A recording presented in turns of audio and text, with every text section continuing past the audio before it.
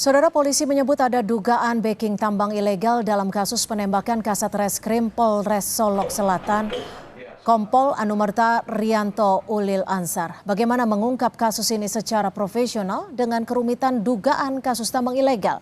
Kami bahas bersama Rikwanto, anggota Komisi 3 DPR RI dari fraksi Golkar, dan bergabung juga Bambang Rukminto, pengamat kepolisian dari ISES. Selamat malam, Pak Rikwanto dan juga Pak Bambang. Terima kasih sudah bergabung bersama kami di Sapa Malam. Selamat malam. Pak Rikwanto, ini Komisi 3 hari ini berkunjung ke Polda Sumatera Barat. Tetapi yang menjadi catatan adalah rombongan Komisi 3 tidak mengunjungi lokasi ataupun tempat peristiwa terjadi. Apa sebenarnya yang ingin didapatkan Komisi 3? Apakah tidak cukup lengkap jika tidak mengunjungi lokasi TKP? Ya, terima kasih. Yang pertama, kami belasungkawa ya sama keluarga korban.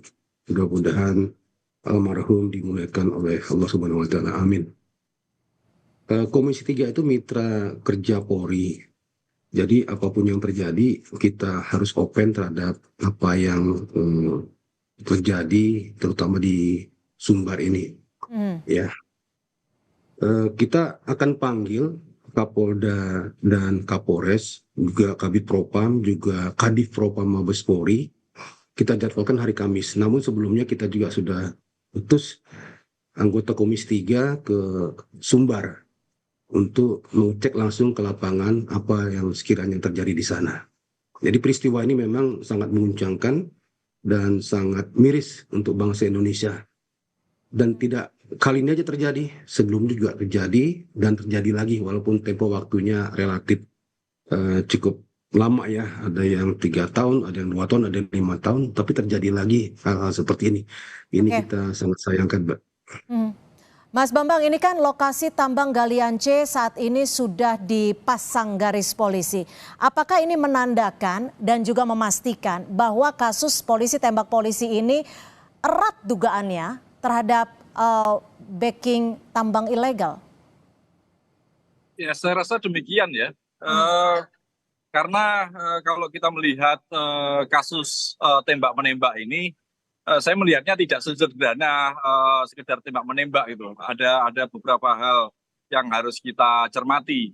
Misalnya kalau kita di lokasi kejadian di TKP, misalnya ada 7 selongsong peluru gitu. Artinya kan pelaku ini dengan emosional melakukan penembakan itu.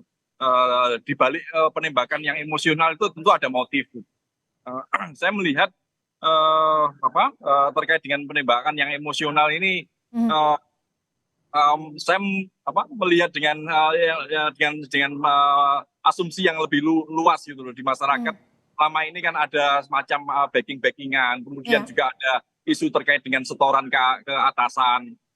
Hal seperti itulah sebenarnya harus lebih ditelusuri oleh kepolisian. Jadi bukan hanya menyelesaikan kasus penembakan sendiri, tetapi lebih didalami lagi. Karena problem setoran ke atas, kemudian backing-backingan ini sudah menjadi masalah yang serius dan yang memunculkan korban di personil kepolisian sendiri seperti Tapi itu. dugaan Anda ataupun analisa Anda selaku pengamat kepolisian, apakah ini memang hanya sekedar emosional, hanya kemarahan yang begitu besar, atau memang ada indikasi atau unsur lain, seumpamanya untuk membungkam terhadap informasi yang mungkin ingin disampaikan oleh korban, atau ada hal lain?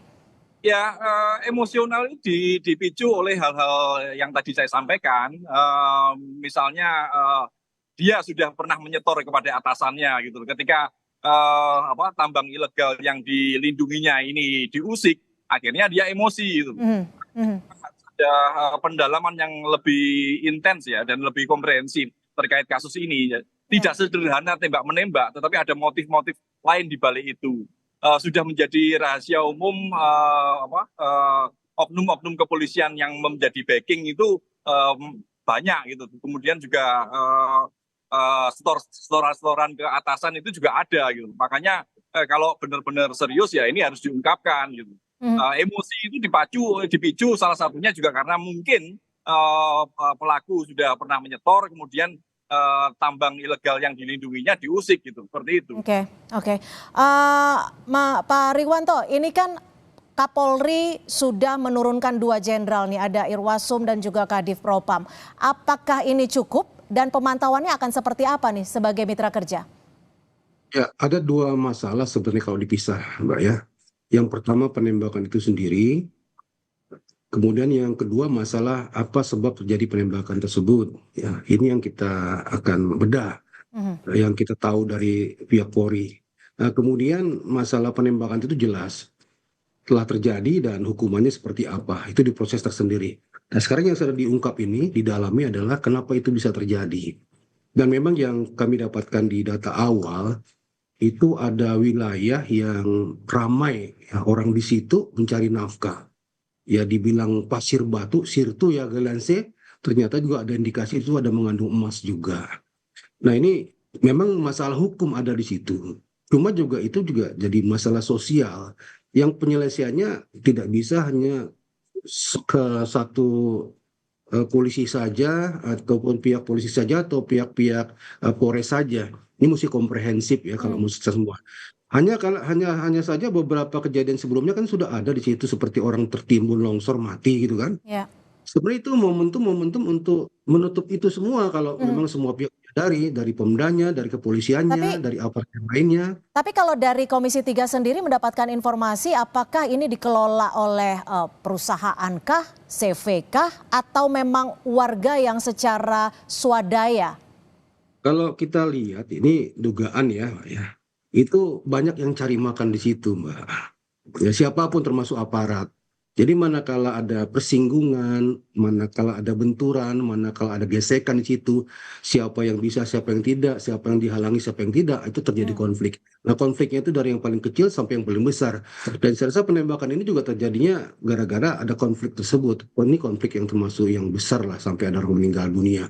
Hmm. Ini momentum juga nih harusnya segera itu ditutup ya, dipindahkan, dipulangkan siapa-siapa yang orang-orang ada di situ, yang orang lokal ya disuruh pulang ke lokal, yang Maksud orang Anda luar ya ditutup hanya untuk galian juga. C saja atau semua yang memang terindikasi tambang ilegal?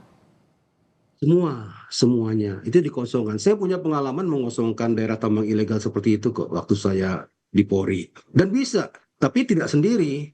Harus melibatkan Pemda dan stakeholder lainnya dengan momentum-momentum yang sudah tepat. Seperti ini momentum juga nih. Mhm. Kalau bisa dikosongkan terus semuanya. Pemda membantu, pihak provinsi membantu semuanya agar dikosongkan, dipulangkan, baik yang lokal maupun yang pendatang dari sana. Itu di polis lain dijaga bersama, dibuat keputusan bersama supaya tidak ada lagi orang yang ada di situ untuk cakar-cakaran lagi. Mhm. Eh, Mas Bambang, ini kan memang dugaan kuatnya adalah jika memang soal membacking tambang ilegal, karena memang operasionalnya tidak ingin membayar pajak, operasionalnya juga tidak bisa mengikuti aturan dari AMDAL dan juga lingkungan. Apakah memang sesulit ini, sekompleks ini, sehingga mau tidak mau harus melibatkan dalam tanda kutip ya, backingan dari pihak-pihak instansi tertentu? Ya, kalau sesuai aturan ya seharusnya tidak seperti itu gitu. Kalau kita permisif, penegak hukum permisif terkait dengan pelanggaran aturan, ya rusaklah negeri ini seperti itu. Makanya apapun yang menjadi problem terkait dengan keluhan di masyarakat tadi itu masih bisa diselesaikan. Hmm.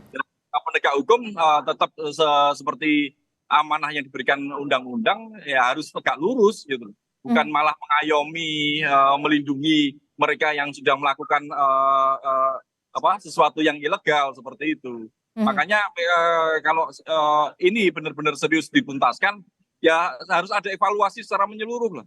Bukan hanya di Polres Solo, tapi juga di lain tempat gitu. Oke, Kasus tambang tapi gini, ilegal di Kalimantan. Mas Bambang, maaf saya potong. Kalaupun memang ini benar terbukti ada soal membackingi tambang ilegal, besar atau kecil tidak kemungkinannya dilakukan oleh satu orang Kabak-Ops?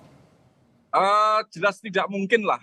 Di kepolisian ada perpol terkait dengan Waskat misalnya. Kapolres harusnya mengetahui bagaimana apa yang dilakukan oleh anak buahnya gitu loh. Apalagi ini seorang Kabak-Ops yang mengatur operasional di seluruh Polres gitu loh. Apa yang dilakukan Kabak-Ops seharusnya diketahui oleh Kapolres. Makanya sangat aneh bila Kapolres tidak mengetahui apa yang dilakukan oleh Kabakop gitu. Makanya saya menduga ini mengapa emosional Kabakop ini sehingga melakukan penembakan. Salah satunya bisa jadi isu seperti yang tadi disampaikan, ada setoran-setoran yang mungkin sudah masuk ke Kapolres, sehingga ketika kegiatannya diusik oleh Kasat Serse, kemudian dia melakukan tindakan yang emosional dengan menembak rekan sejawatnya itu seperti itu. Jadi itu dugaan Anda sehingga ada tembakan juga di rumah Kapolres, seperti itu ya? Benar. Oke, Pak Rikwanto, lalu nanti pemeriksaan ataupun pemanggilan akan dilakukan hari Kamis terhadap Kapolres dan Kapolda, betul? Betul, dengan Kadif Propam, dengan Propam Polda Sumbar tentunya. Ini kita akan korek ya, terutama sebab kalau masalah penembakan hukumnya sudah jelas. Sebab itu bisa terjadi. Tapi pesan saya kepada semua pihak, ini momentum yang baik untuk menutup tambang itu. Dan bekerja sama dengan pemerintah daerah setempat. Dan konsisten untuk selanjutnya tidak ada orang yang masuk lagi. Dan konsisten juga akan dibuat apa selanjutnya tambang itu, atau diresmikan, diberikan kepada Antam, dikelola oleh investor dan lain-lain, supaya itu clear, tidak lagi. Kapolresnya akan ikut dipanggil tidak untuk hari Kamis ini, Pak Rikwanto? Ikut ya. Ikut dipanggil ya? Iya, nanti hari Kamis di Komisi 3. Selain itu Pak Rikwanto, ini kan hukuman jelas harus tegas, harus sesuai, harus memiliki asas keberimbangan. Lalu apakah dari Komisi 3 akan terus mengawal agar kasus tidak hanya berhenti di seorang Kabakop? Ya, ini momentum juga ya. Bukan hanya kasus ini, tapi kasus ini jadi pijakan juga untuk selanjutnya. Untuk daerah-daerah lain, untuk peristiwa-peristiwa yang memungkinkan ada konflik seperti ini harus diwaspadai oleh Polri. Kapolri juga harus mewaspadai ini bisa jadi letupan-letupan di tempat lain juga muncul. Jadi konflik-konflik kepentingan ya dengan masyarakat, sesama aparat sendiri ya, dalam rangka tadi cari penghasilan tambahan ya, mungkin kecil sampai besar. Saya yakin Kabakop itu sebelum Kapolres datang ke situ juga menjabat di situ ya. Dia sudah lama mungkin berkecimpung di daerah situ. Sehingga pada suatu waktu ada penegakan hukum yang sifatnya tidak tahu ya apa ini benar secara komprehensif atau sporadis atau insidental saja, sehingga mengakibatkan kemarahan tersebut ya. Ini juga pelajaran juga yang kita petik, digali lagi nanti agar hal-hal seperti ini jangan terjadi lagi dan memang sangat konyol dan memalukan untuk Polri terutama. Baik, terima kasih Pak Rikwanto, anggota Komisi 3 DPR RI, dan juga Mas Bambang Rukminto, pengamat kepolisian dari ISES, sudah memberikan perspektif di Sapa Indonesia malam hari ini. Selamat malam. Selamat malam.